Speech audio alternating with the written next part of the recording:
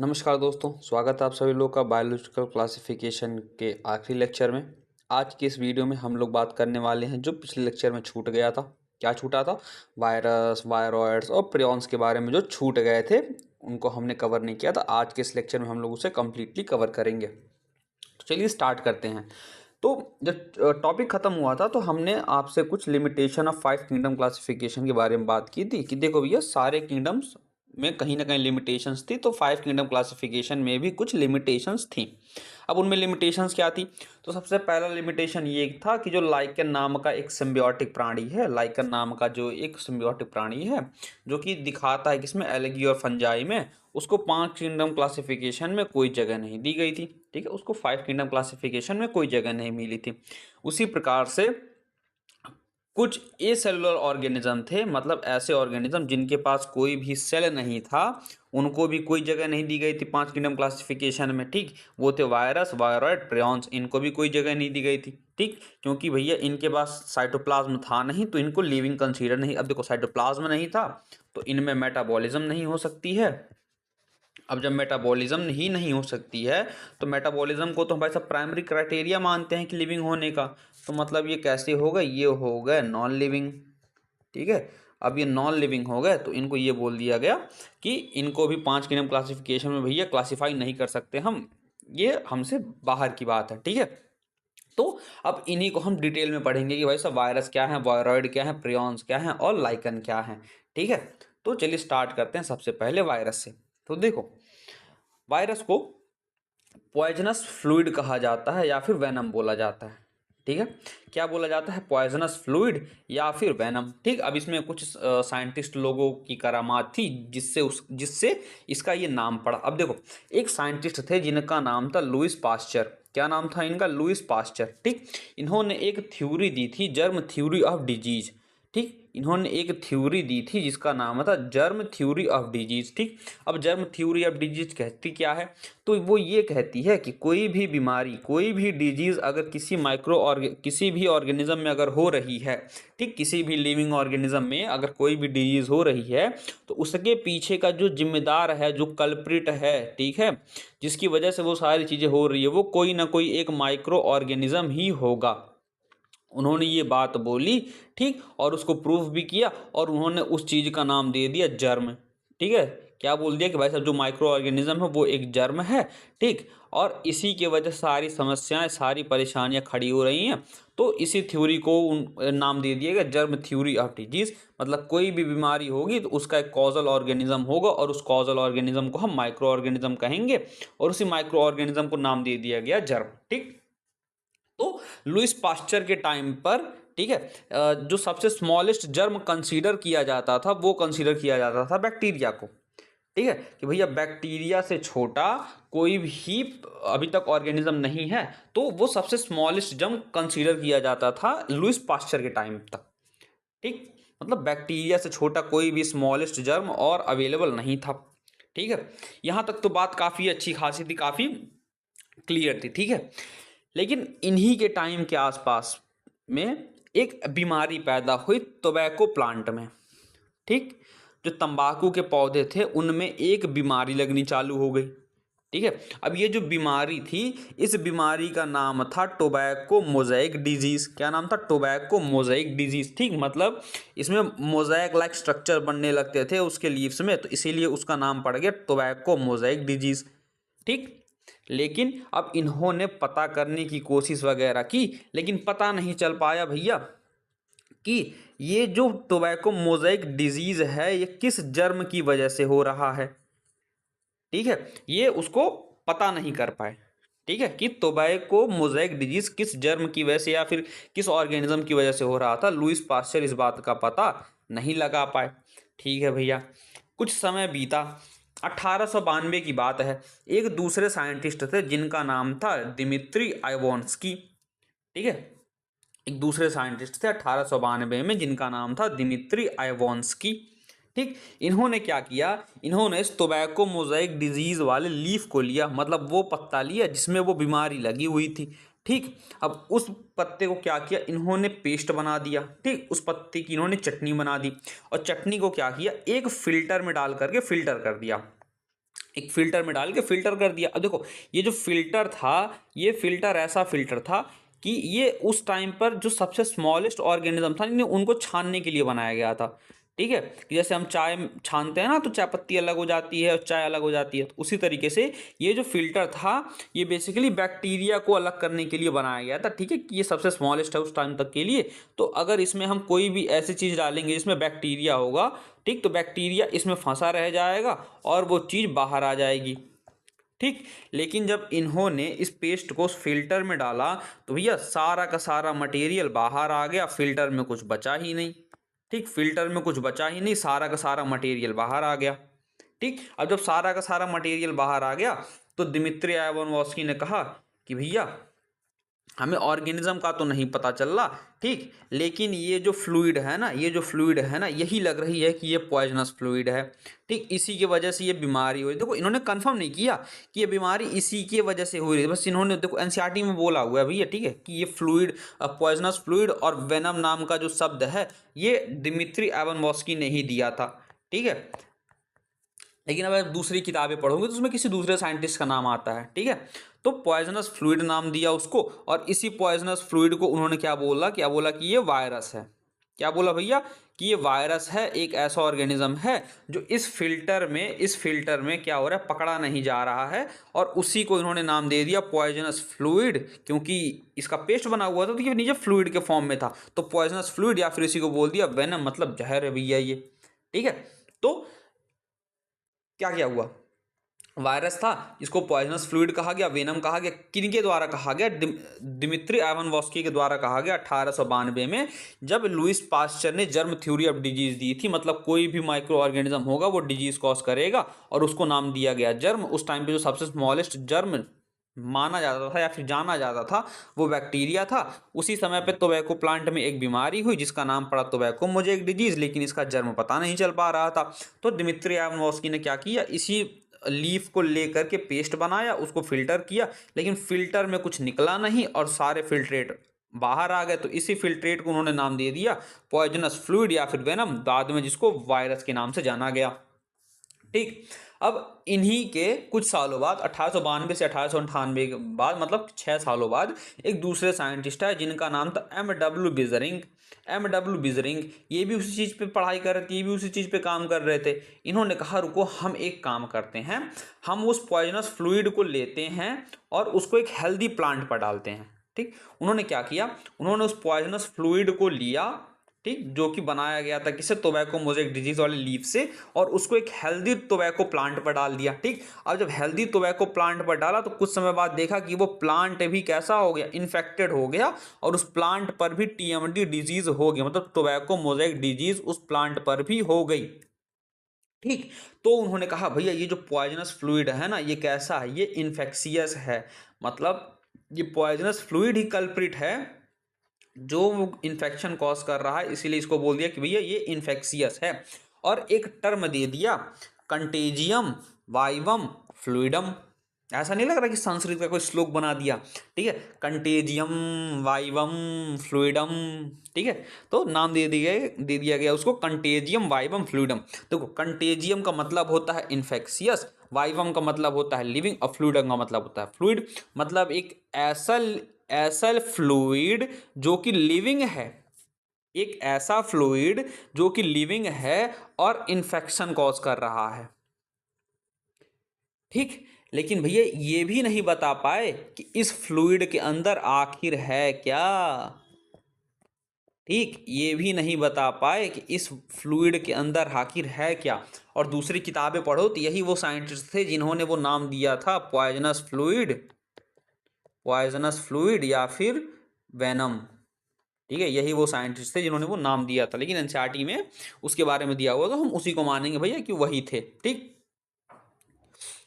इतनी बात समझ में आया कि एम डब्ल्यू बिजरिंग ने 1898 में कौन सा स्टेटमेंट दिया था कि कंटेजियम वाइवम फ्लूइडम, मतलब इन्फेक्शियस लिविंग फ्लूइड, मतलब ऐसा फ्लूइड जो कि लिविंग है और इन्फेक्शन कॉज कर रहा है। ठीक, तो ये तीसरे साइंटिस्ट थे हमारे एम डब्ल्यू बिजरिंग। अब इनके बाद एक चौथे साइंटिस्ट आए एम डब्ल्यू स्टैनले 1935 में। ठीक, काफ़ी समय बाद जा कर के एक साइंटिस्ट आए, तो कोई 1898 के बाद जा कर के एक साइंटिस्ट आए 1935 में, नाम था इनका एम.डब्ल्यू. स्टैनली। ठीक, अब स्टैनली वाले लोग तो भाई सब खतरनाक काम करते ही हैं। ठीक है, तो इन्होंने क्या किया, इन्होंने कहा भैया वो जो वायरस वायरस आप चिल्ला रहे हो ना कि आपको दिख नहीं रहा और आप उसको पकड़ नहीं पा रहे हो, मैंने उसको क्रिस्टलाइज कर दिया। ठीक, उन्होंने उस वायरस को क्या किया, क्रिस्टल में कन्वर्ट कर दिया, क्रिस्टलाइज। उन्होंने कहा भैया ये वायरस को हम क्रिस्टलाइज कर सकते हैं।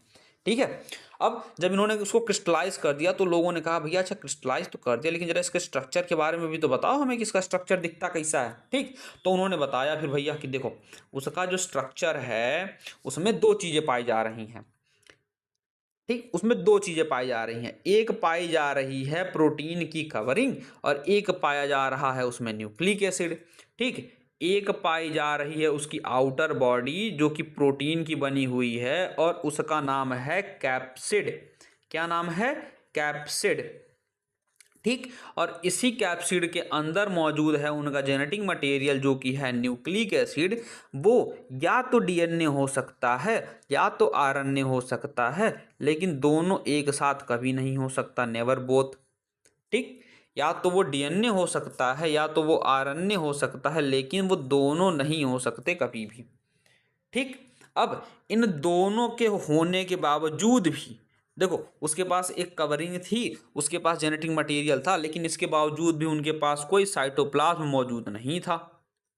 क्या नहीं मौजूद था, कोई साइटोप्लाज्म मौजूद नहीं था। अब जब साइटोप्लाज्म नहीं मौजूद था तो वो मेटाबॉलिज्म नहीं कर सकते थे।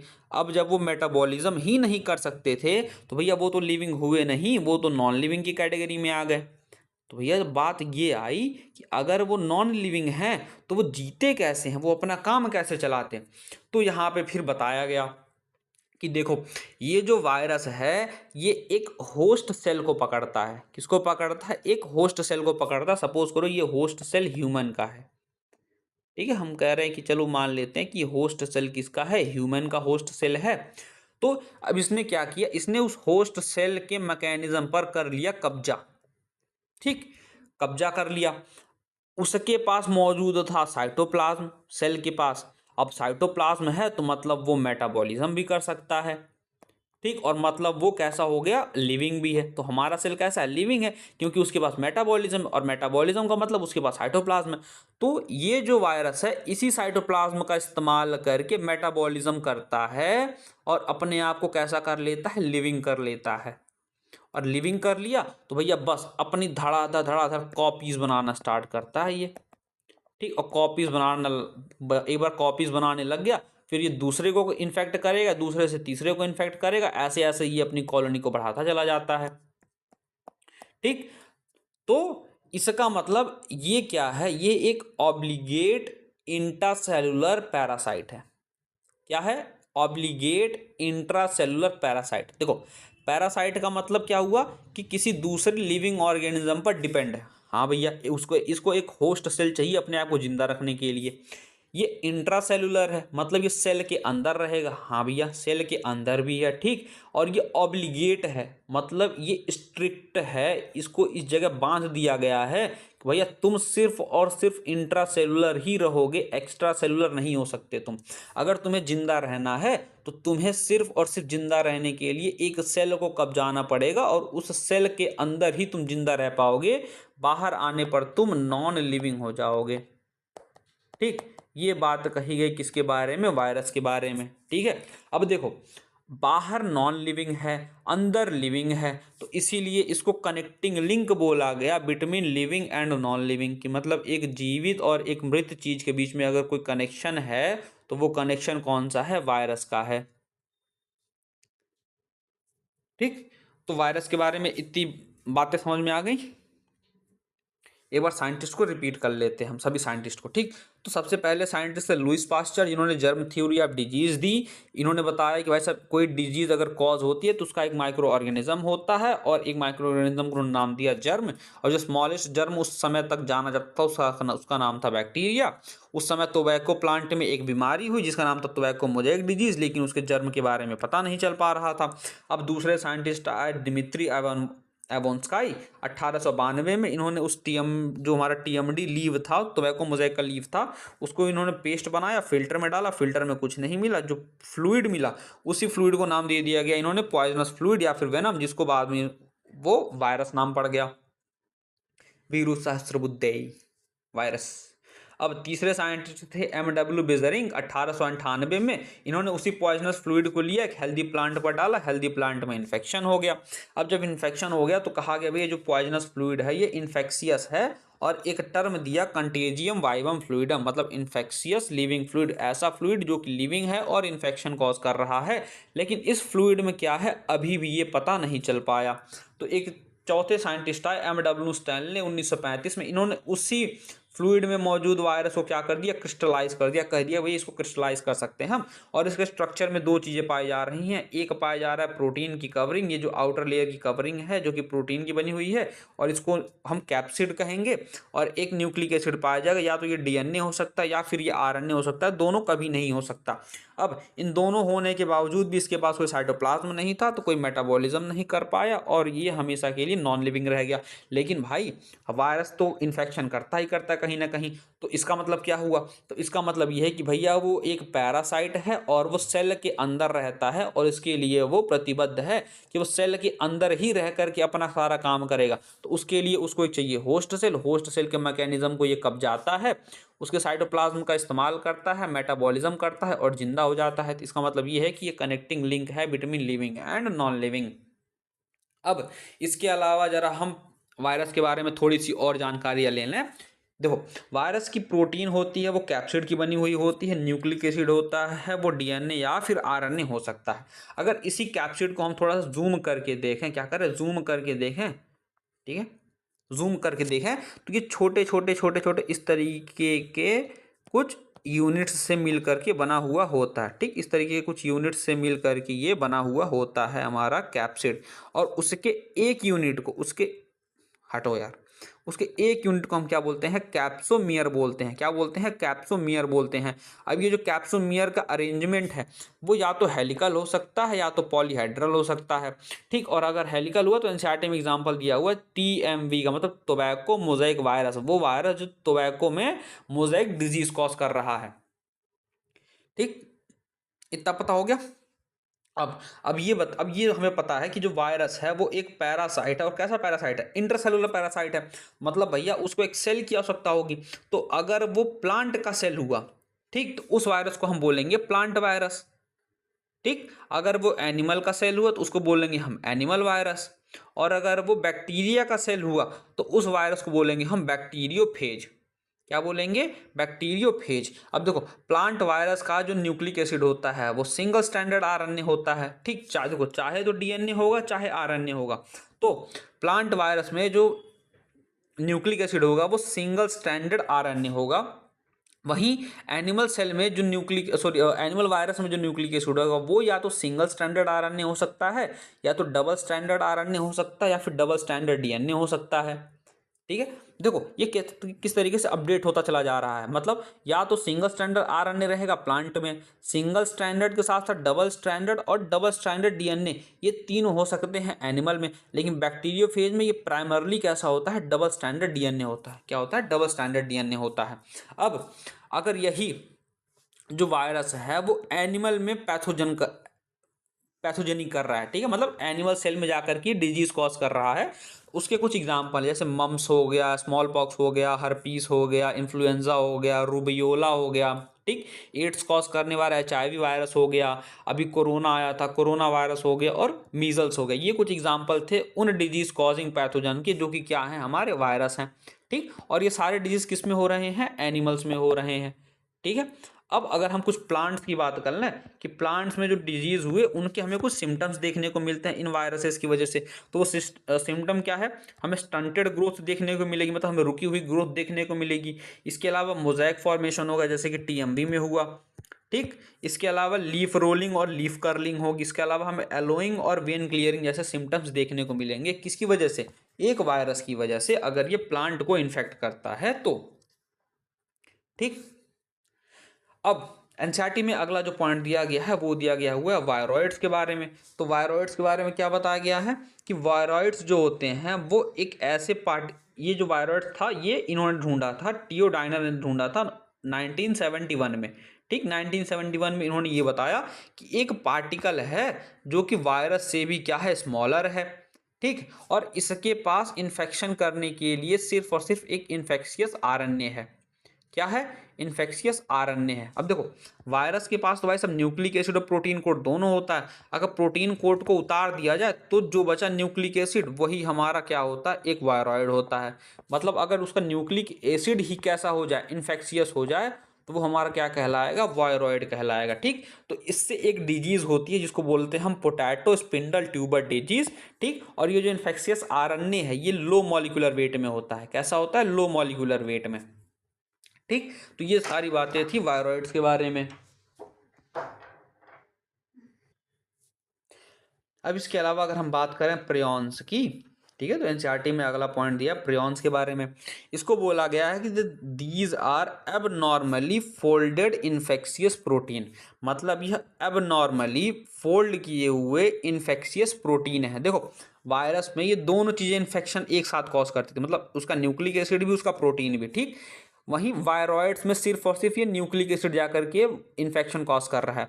अब प्रियॉन्स के लिए क्या हो गया कि प्रियॉन्स के लिए जो वायरस का प्रोटीन कोट था ये सिर्फ बचा, और ये भी कैसा हो गया, एबनॉर्मली फोल्डेड हो गया, और ये जाकर के इन्फेक्शन कॉज कर रहा है। ठीक, तो अब देखो न्यूक्लिक एसिड था तो जाहिर सी बात है वो पूरे वायरस से स्मॉलर होगा, तो ये स्मॉलर देन वायरस थे। लेकिन प्रियॉन्स उसके प्रोटीन कोट, मतलब एबनॉर्मली प्रोटीन कोट से बना हुआ है, तो ये सिमिलर साइज रखता है वायरस जैसा।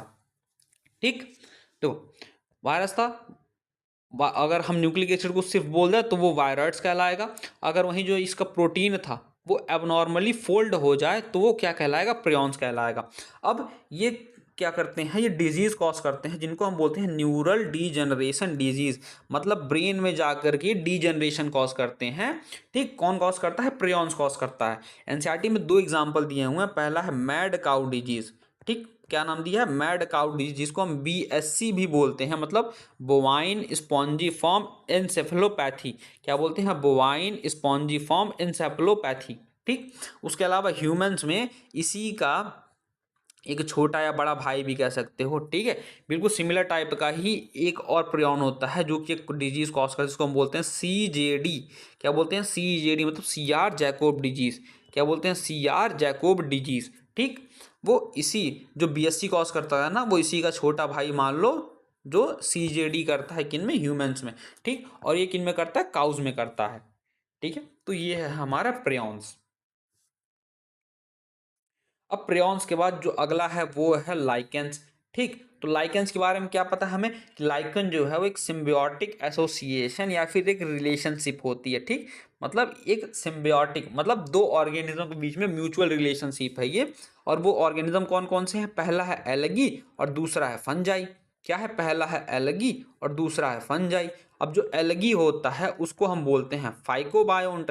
क्या बोलते हैं, फाइकोबायोन्ट।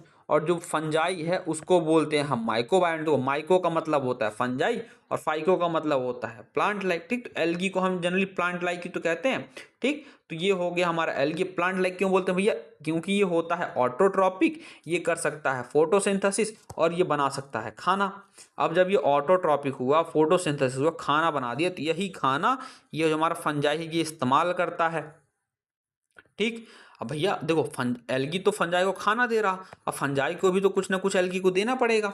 तो एल्गी होता है हमारा क्या, हेट्रोट्रॉपिक नेचर का। अब हेट्रोट्रॉपिक हुआ तो इसका मतलब ये खाना तो खुद नहीं बना सकता लेकिन बाकी काम करेगा, मतलब खाने को इकट्ठा करने की तैयारी करता है। ठीक है, तो मतलब ये मिनरल को एब्जॉर्ब कर लेगा, न्यूट्रिएंट्स को एब्जॉर्ब कर लेगा और पानी को लेकर के आएगा। तो ठीक है, ये सारा चीज़ लेकर के आएगा, उसे कहेगा भैया तुम खाना बनाओ और हम तुम्हें शेल्टर प्रोवाइड करेंगे, हम तुम्हें प्रोटेक्शन प्रोवाइड करेंगे। ठीक है, हम तुम्हें घर देंगे रहने के लिए, तुम बस उस घर में रह करके हमारे लिए क्या बनाओ, खाना बनाओ। ठीक, अब देखो लाइकेन के बारे में एक दूसरी बात और भी है कि ये SO2 मतलब सल्फर डाइऑक्साइड के लिए सेंसिटिव होते हैं। तो इसका मतलब कि जहाँ भी एयर पॉल्यूशन होगा, मतलब उसमें अगर सल्फर डाइऑक्साइड की अमाउंट ज़्यादा है तो लाइकन वहाँ पे सरवाइव नहीं कर पाएगा। ठीक, और लाइकन सर्वाइव नहीं कर पाएगा, तो इसीलिए इसको हम बोलते हैं पॉल्यूशन इंडिकेटर। क्या बोलते हैं? Pollution indicator. मतलब लाइकेन एक ऐसा पॉल्यूशन इंडिकेटर है कि अगर एटमॉस्फेयर में SO2 की कंसंट्रेशन बढ़ रही है तो वहाँ पे लाइकेन क्या होगा, वो सर्वाइव नहीं करेगा, ग्रो नहीं करेगा। तो इससे हमें ये पता चल जाएगा कि भैया इस एरिया में SO2 की जो कंसंट्रेशन है वो क्या है, वो ज़्यादा है। ठीक है, इतनी बातें समझ में आ गई। देखो, जब मैं आपको सक्सेशन पढ़ाऊंगा आगे वाले चैप्टर्स में, जब मैं आपको सक्सेशन पढ़ाऊंगा तो सक्सेशन क्या होता है कि जब बेयर रॉक्स के ऊपर कोई भी वेजिटेशन नहीं ग्रो हुआ होता है, प्राइमरी वेजिटेशन, मतलब उस पर किसी भी प्रकार की फूल पत्ती कुछ भी नहीं उगी हुई है पहली बार में, तो जो सबसे पहला पाइनियर वेजिटेशन होता है, सबसे पहली चीज ग्रो होती है उस पत्थर पे, वो हमारे लाइकेंस होते हैं। क्या होते हैं? वो लाइकेंस होते हैं। ठीक है, तो सबसे पायनियर वेजिटेशन जो होता है वो क्या होता है? लाइकन होता है। तो यहाँ पे हमारा बायोलॉजिकल क्लासिफिकेशन चैप्टर होता है ख़त्म। आई होप आप लोगों को पूरा चैप्टर समझ में आया हो। ठीक है, प्लेलिस्ट तैयार है सभी पूरे चैप्टर्स की, तो आप जा करके हर एक वीडियो देख सकते हो प्लेलिस्ट में। ठीक है, और जल्दी से जल्दी जा करके इन प्लेलिस्ट को ख़त्म करो, क्योंकि कल हम सॉल्व करेंगे 90 NCERT बेस्ड MCQ। ठीक है, तो मिलते हैं आप लोगों से कल के टेस्ट में MCQ क्वेश्चंस की सॉल्विंग में। ठीक है।